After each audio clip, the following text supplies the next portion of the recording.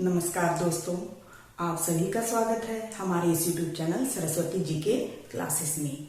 आज की इस क्लास में हम कुछ रिवीजन वर्क देखेंगे और वो भी क्वेश्चंस के रूप में।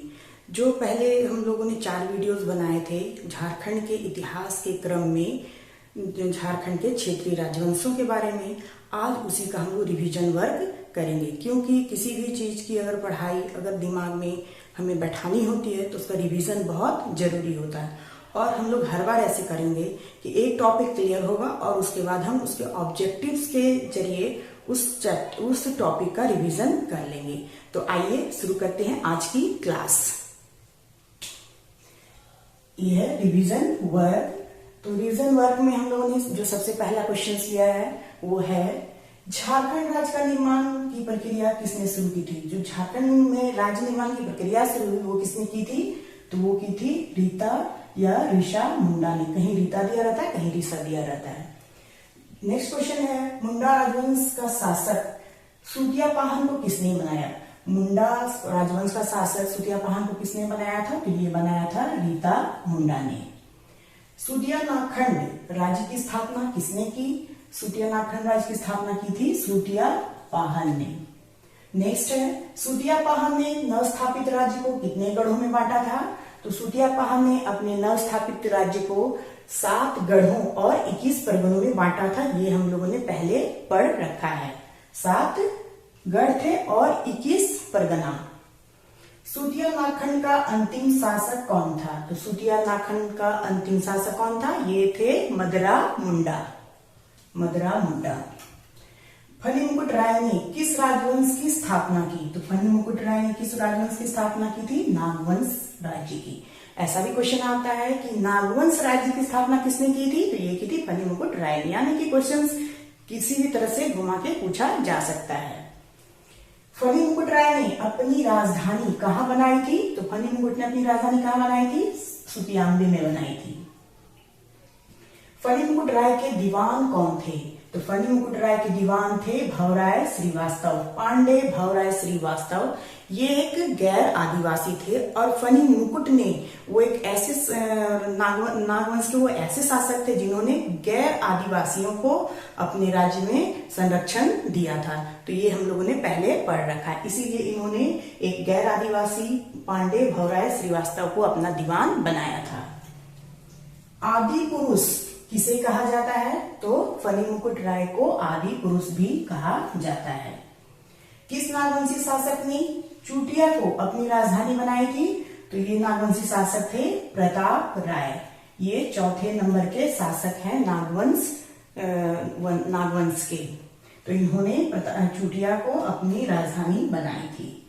चूटिया किस नदी के किनारे स्थित है, तो चूटिया जो है वो स्वर्ण रेखा नदी के तट पर बसा हुआ है। नागवंश के किस शासक ने नागवंश की उपाधि धारण नहीं की। यहाँ कह रहा है कि कौन से वैसे शासक थे नागवंश के जिन्होंने नागवंश की उपाधि को धारण नहीं किया था। ये कौन थे, ये थे भीमकर्ण। ये ऐसे प्रतापी प्रथम राजा थे जिन्होंने सबसे पहले अपना जो उपाधि था उसे छोड़कर कर्ण की उपाधि धारण की थी, कर्ण, इसलिए इनका नाम था भीमकर्ण। बरवा की लड़ाई किनके बीच हुई थी, तो ये हम लोगों ने पहले पढ़ा है कि बरवा की लड़ाई हुई थी रक्सेल शासक और नागवंशी शासक के बीच में। भीम सागर का निर्माण किसने करवाया था, तो ये करवाया था भीमकर्ण ने। भीम सागर का निर्माण भीमकर्ण ने करवाया था। नेक्स्ट क्वेश्चन है हमारा, खूखरा को राजधानी किस नागवंशी शासक ने बनाया था, तो खूखरा को राजधानी बनाया था भीमकर्ण ने। रांची के जगन्नाथ मंदिर का निर्माण किसने कराया था, तो रांची के जगन्नाथ मंदिर का निर्माण कराया था एनी शाह ने 1691 ईस्वी में। सतरंजी को अपनी राजधानी किसने बनाई, तो सतरंजी को अपनी राजधानी बनाई थी एनी शाह ने। पालकोट किस नागवंशी शासक की राजधानी थी, तो पालकोट थी यदुनाथ शाह की राजधानी। दुर्जन शाह ने राजप्रसाद का निर्माण कहाँ करवाया था, तो ये करवाया था नवरत्नगढ़ में। दुर्जन शाह ने नवरत्नगढ़ में राजप्रसाद यानी कि महल का निर्माण करवाया था। हापा मुनि मंदिर का निर्माण किसने कराया था? तो ये कराया था शिवदास कर्ण ने, हापा मुनि मंदिर का निर्माण। हापा मुनि मंदिर कहाँ है? तो ये है गुमला के घाघरा में। हम लोग ये सारी चीजें पहले पढ़ चुके हैं। हापा मुनि मंदिर में विष्णु भगवान की प्रतिमा किसने स्थापित की थी? तो ये की थी शिवनाथ देव। इनके बारे में हम लोगों ने पढ़ रखा है कि शिवनाथ देव एक मराठा ब्राह्मण थे जिन्होंने हापा मुनि मंदिर में विष्णु की प्रतिमा स्थापित की थी। जमींदारी प्रथा का उन्मूलन किसके शासनकाल में हुआ था? तो ये हुआ था चिंतामणि नाथ के शासन काल में। नागवंश के अंतिम राजा कौन थे? तो नागवंश के अंतिम राजा थे चिंतामणि नाथ। फिर आता है रक्सेल वंश में कितनी शाखाएं थी? तो रक्सेल वंश में 2 शाखाएं थी। हमने पढ़ा है 2 शाखाएं, एक है देवगन और दूसरा है कुंडेलवा। रक्सेल वंश में कौन सी जनजाति सर्वाधिक थी? तो हमने ये भी पढ़ रखा है कि रक्सेल वंश में खरवार जातियों की संख्या जो है वो सबसे ज्यादा थी। रक्सेल वंश का अंत किस वंश ने किया था? तो रक्सेल वंश का अंत किया था चेरो वंश ने, पलामू के चेरो वंश ने। रक्सेल भी थे पलामू के और वहां पे चेरो ने ही उनका अंत किया था और अपने राज्य की स्थापना की थी। प्रताप धवल किसके शासक थे? तो ये थे खरवार जनजाति के। प्रताप धवल किसके शासक थे? तो ये थे खरवार जनजाति के। अब नेक्स्ट क्वेश्चन देखते हैं हम अपना। सिंह वंश का नामकरण किस देवता के नाम पर हुआ है? तो ये हुआ है सिंहबोंगा देवता के नाम पर सिंह वंश का। सिंह वंश की जानकारी किस ग्रंथ से मिलती है? तो ये हमें मिलती है वंश प्रभा लेखन ग्रंथ से। काशीनाथ सिंह किस शाखा के संस्थापक थे? तो जो काशीनाथ सिंह थे वो प्रथम शाखा के संस्थापक थे। सिंह वंश के प्रथम शाखा के संस्थापक काशीनाथ सिंह।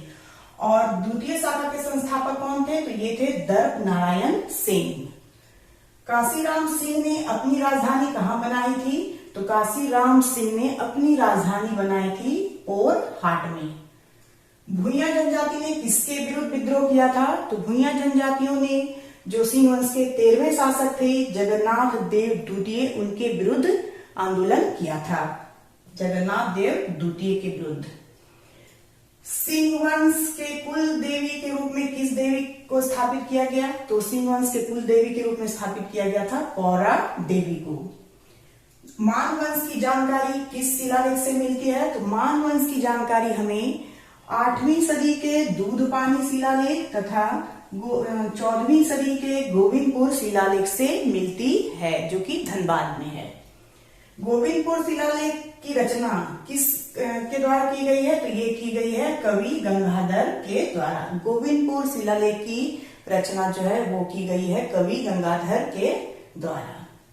भूमि स्वराज आंदोलन किसके विरुद्ध हुआ था? तो ये हुआ था मान वंश के शासकों के विरुद्ध, क्योंकि वे बहुत ही अत्याचारी शासक थे इसलिए। बागदेव किस वंश के सामंत थे? तो हम लोगों ने पहले पढ़ रखा है कि बागदेव जो थे वो नागवंशी राज दरबार में ऊंचे पदों पर आसीन थे और इसलिए ये किसके सामंत हुए? तो ये वहां पे क्या थे? सामंत थे और ये नागवंश में थे। तो बागदेव कहाँ के सामंत थे? तो नागवंश के सामंत थे। रामगढ़ राज्य के संस्थापक कौन थे? तो रामगढ़ राज्य के संस्थापक थे बागदेव सिंह।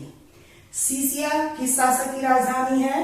तो ये है बागदेव सिंह की। बागदेव सिंह की राजधानी है सीसिया। हेमंत सिंह ने अपनी राजधानी कहाँ बनाई थी? तो ये बादम। हेमंत सिंह ने अपनी राजधानी बादम बनाई थी। रामगढ़ राज्य की अंतिम राजधानी पद्मा, अंतिम राजधानी थी पद्मा, किस शासक ने बनाई थी? तो ये बनाई थी ब्रह्मदेव सिंह ने। अंतिम राजधानी पद्मा ब्रह्मदेव सिंह ने बनाई थी। रामगढ़ किसकी राजधानी थी? तो रामगढ़ दलेल सिंह की राजधानी थी। रामगढ़ जो है वो दलेल सिंह की राजधानी थी। तेज सिंह की राजधानी कौन थी? तो तेज सिंह की राजधानी कौन सी थी? तो ये थी इचाक। तेज सिंह की राजधानी इचाक थी। अब हम देखते हैं नेक्स्ट क्वेश्चन। भागवत राय ने किस वंश की स्थापना की थी? तो ये थी चेरो वंश। चेरो वंश की स्थापना की थी भागवत राय ने। पंचायत राज के संस्थापक कौन थे? तो पंचायत राज के संस्थापक थे काशीपुर नरेश के पुत्र। इनके नाम की जानकारी नहीं है, ये थे काशीपुर नरेश के पुत्र। कपिला गाय की पूंछ किस राज्य का प्रतीक चिन्ह है? तो ये कपिला गाय की पूंछ जो है वो पंचेत राज्य का प्रतीक चिन्ह है। गौमुखी राजा किस वंश के शासक को कहा जाता है? तो गौमुखी राजा पंचेत राज्य के शासकों को कहा जाता है। खरडीहा राज्य की स्थापना किसने की थी? तो खरडीहा राज्य की स्थापना की थी हंसराज देव ने। ये दक्षिण भारतीय थे। नरबली की प्रथा किस वंश में प्रचलित थी? तो नरबली की प्रथा जो है वो ढाल वंश में प्रचलित थी। ढाल वंश में नरबली की प्रथा प्रचलित थी। किस वंश के शासक धोबी जाति के थे? तो वो थे ढाल वंश के शासक धोबी जाति के थे। और हमारा लास्ट क्वेश्चन है, पंचेतगढ़ का किला किसने बनवाया था? तो पंचेतगढ़ का जो किला है वो अनिल लाल, जो कि काशीपुर के नरेश थे, उन्होंने बनवाया था। तो आज के लिए बस इतना ही। नेक्स्ट वीडियो में हम नेक्स्ट टॉपिक झारखंड के मध्यकाल के साथ मिलेंगे। तब तक के लिए धन्यवाद। जय हिंद, वंदे मातरम।